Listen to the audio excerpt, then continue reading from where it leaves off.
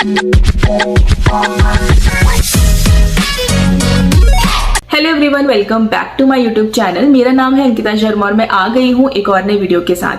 आज मैं डिस्कस करने वाली हूँ डॉक्यूमेंट्री एविडेंसेस की इंपॉर्टेंस और साथ में कौन कौन से डॉक्यूमेंट्री एविडेंसेस जो होते हैं वो एडमिसिबल होते हैं जब आपका ये जो डिवोर्स के मैटर्स हैं, कॉन्जुगल राइट्स के मैटर्स हैं, या फिर आप शादी को नल एंड वॉइड डिक्लेयर करना चाहते हो, जुडिशियल सेपरेशन के लिए पिटीशन डालते हो। मतलब ये है कि जब हिंदू मैरिज एक्ट के अंडर कोई भी आप अपनी पिटीशन जो है वो कोर्ट में डालते हो तो जिस बेसिस पे आप अपनी पिटीशन डालते हो वो सारे पॉइंट्स आपको प्रूव भी करने पड़ते हैं। और उसके लिए जो जो आप डॉक्यूमेंट्री एविडेंसेस लगाते हो वो आपको पता होना चाहिए कि कौन से कोर्ट में एडमिसिबल होते हैं और कौन से एडमिसिबल नहीं होते हैं। और वही सारी चीजें मैं आपके वही सारे डाउट्स जो है वो क्लियर करने वाली हूं अपनी इस वीडियो के थ्रू। तो हिंदू लॉ को लेकर मैंने पूरी एक सीरीज शुरू करी है जिसमें सबसे पहले मैं हिंदू मैरिज एक्ट को डिस्कस कर रही हूँ। उसके आपको 15-16 वीडियोस ऑलरेडी मेरे चैनल पे मिल जाएंगे जिसमें कि आपको सारे इंपॉर्टेंट प्रोविजंस मैरिज एक्ट में बताए गए हैं वो मैंने सारे डिस्कस किए हैं। जिसमें आपको कंडीशन फॉर वैलिड मैरिज या फिर वॉइडेबल मैरिजेस क्या है, वॉइड मैरिजेस क्या है, कॉन्जुगल राइट्स के लिए पिटीशन कैसे डलती है,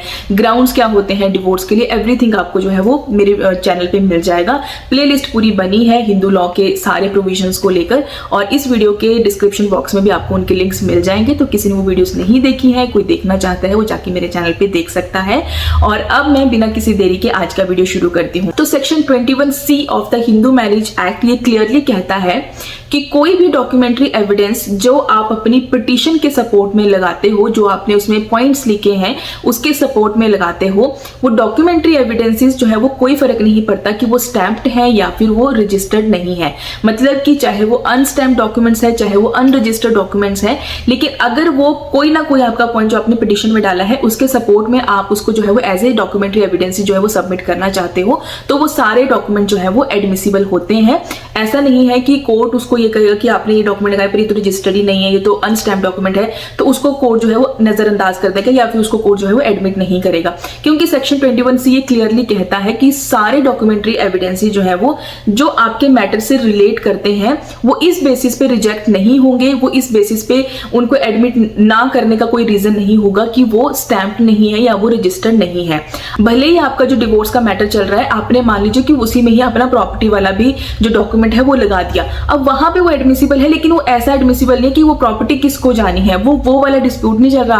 आपका जो है डिवोर्स वाले मैटर में। आपको प्रॉपर्टी के लिए लड़ना है, प्रॉपर्टी लेनी है, उसके लिए आपको अलग से पिटीशन डालनी पड़ेगी और वहां पे जब आप अपने वो डॉक्यूमेंट्री एविडेंसेस सबमिट करते हो तो वो उसके अकॉर्डिंग जो है वो उनको देखा जाता है, उसके अकॉर्डिंग जो है वो उनके ऊपर मैटर जो है वो डिसाइड होता है। लेकिन यहाँ पे आती है बात डिवोर्स वाली या कॉन्जुगल राइट्स वाली, या फिर आप अपना शादी को नल एंड वॉइड डिक्लेयर करना चाहते हो, वहां पे आप क्या दिखाना चाहते हो। वहां पे मान लीजिए कि डिवोर्स आप सीख कर रहे हो कोर्ट से, ठीक है, आप यहाँ पे म्यूचुअली नहीं आए हो डिवोर्स लेने के लिए, यहाँ पे एक पार्टी गई है कि उसको डिवोर्स चाहिए अपने स्पाउस से, वो साथ में नहीं रहना चाहता। अब उसके बेसिस पे उसने कोई ग्राउंड जो बताए गए हैं हमारे हिंदू मैरिज एक्ट में, उसके बेसिस पे उसने जो है वो पिटीशन डाल दी है।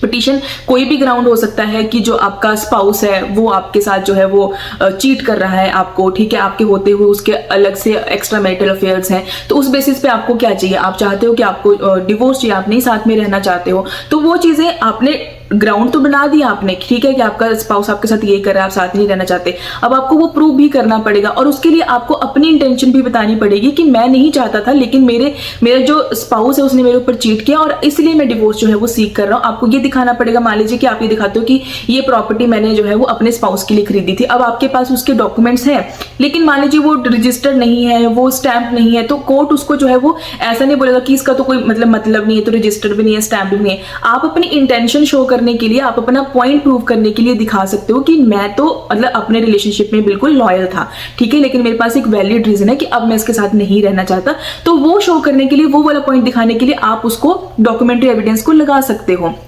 दूसरा है कि मान लीजिए आपकी शादी जो है वो आप मानते हो कि आपकी शादी जो है वो वैलिड शादी है, दूसरा पर्सन है कि वो कह रहा है कि हमारी शादी कभी जो है वो रजिस्टर्ड हुई नहीं है, तो हमारी शादी कभी वैलिड थी ही नहीं। अब शादी रजिस्टर्ड नहीं हुई है तो इसका मतलब ये नहीं कि आपके पास कोई और जो है वो प्रूफ नहीं है ये दिखाने के लिए कि आपकी शादी हुई थी। उसके लिए आप फोटोग्राफ्स दिखा सकते हो, आप विटनेसेस को ला सकते हो, जिस मंदिर में आपने शादी करी है वहां का कोई अगर आपको प्रूफ मिला है वो दिखा सकते हो। तो वो भी सारे डॉक्यूमेंट्री एविडेंसेस ही होते हैं, ठीक है। आपको जो है वो एज अपनी बतानी है, इसके लिए आपको डॉक्यूमेंट्री एविडेंस देने पड़ेंगे, अपना कोई सर्टिफिकेट देना पड़ेगा, चाहे आप वो स्कूल वाला सर्टिफिकेट लाओ, अपना बर्थ सर्टिफिकेट लाओ, तो वो सारे डॉक्यूमेंट्री एविडेंसेस में ही आते हैं। बोलने का मतलब यहाँ पे ये है कि हर तरह का डॉक्यूमेंट जो आपके पॉइंट्स जो आपने अपनी पिटीशन में डाले हैं उनको प्रूव कर रहा हो, उनसे रिलेट कर रहा हो, भले ही वो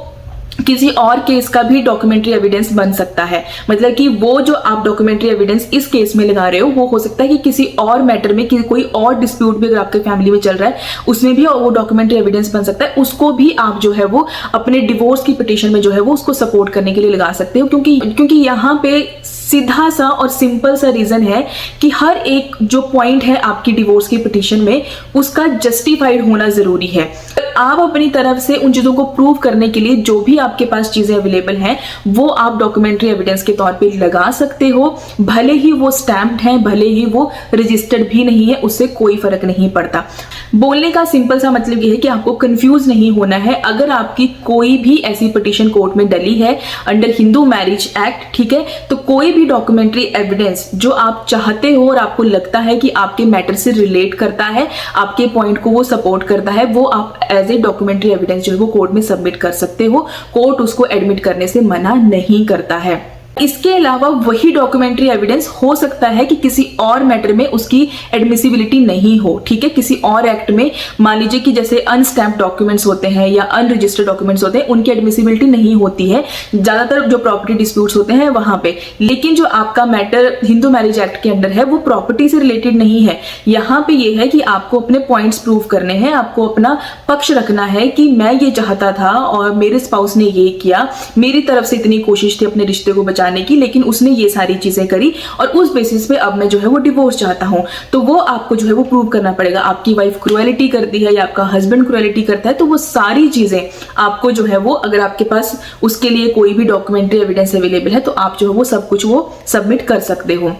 इसके अलावा अपने रिलेशन को बचाने के लिए आपने कोई और एफर्ट्स किए हैं, आप कभी घूमने गए हो, वहां की जो प्रूफ्स हैं वो आप लगा सकते हो। आप ये बता सकते हो कि हमने रिलेशन को बचाने के लिए, हमारे बीच में जो प्रॉब्लम्स थी उसको सॉल्व करने के लिए कहीं से आपने सेशंस लिए, जैसे काउंसलिंग सेशंस आप लोग आजकल लोग जो है वो अटेंड करते हैं, वैसा कुछ आपने जो है वो अटेंड किया है, वहां से कोई सर्टिफिकेट आपको मिला है, कोई भी प्रूफ अगर आपको वहां से मिला है वो आप लगा सकते। वो सारे डॉक्यूमेंट्री एविडेंसेस में ही काउंट होते हैं, तो आप सब कुछ सबमिट कर सकते हो। कोई मेडिकल हेल्प आपने ली है, वो सारे जो है वो आपको कोई भी ग्राउंड में अगर आप जाते हो डिवोर्स के लिए सीख करते हो तो आप अपनी पिटीशन को सपोर्ट करने के लिए कोई भी डॉक्यूमेंट्री एविडेंसेस लगा सकते हो। आपको इस बात को लेकर कंफ्यूज नहीं होना है कि कोई प्रॉपर्टी का पेपर है वो स्टैम्प्ड नहीं है, वो अनरजिस्टर्ड है, उस चीज को लेकर आपको जो है वो